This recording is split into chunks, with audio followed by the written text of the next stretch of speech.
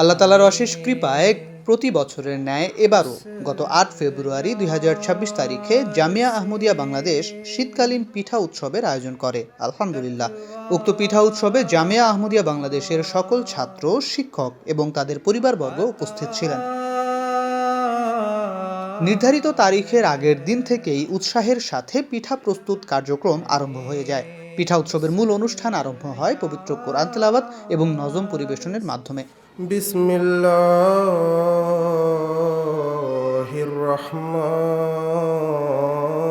রহিম। বাঙালি জীবনযাত্রা ও সংস্কৃতিতে পিঠার ভূমিকা বিষয়ে সকলকে অবহিত করেন আলহাজ মাওলানা সালেহ আহমদ সাহেব। বেগম সুফিয়া কামাল তার পল্লী মায়ের কোল একটি কবিতায় এই পিঠার কথা উল্লেখ করেছেন যে পৌষ পার্বণে পিঠা খেতে বসি, খুশিতে বিষম খেয়ে, আরও উল্লাস বাড়িয়াছে মনে মায়ের বকুনি পেয়ে। ফাগুনের এই সন্ধ্যায় সবার অংশগ্রহণে একটি উৎসব মুখর পরিবেশে আলো ছায়ার মনোরম আবহে ছাত্রদের পরিবেশনায় বিভিন্ন কবিতা, কৌতুক, গান, গল্প সবাই অত্যন্ত উপভোগ করেন।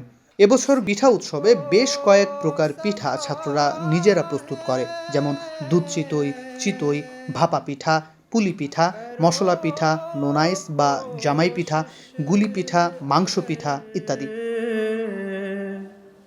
উপস্থিত সবাই তৃপ্তি সহকারে পিঠা উৎসবের এসব পিঠা এবং সাংস্কৃতিক অনুষ্ঠান উপভোগ করেন।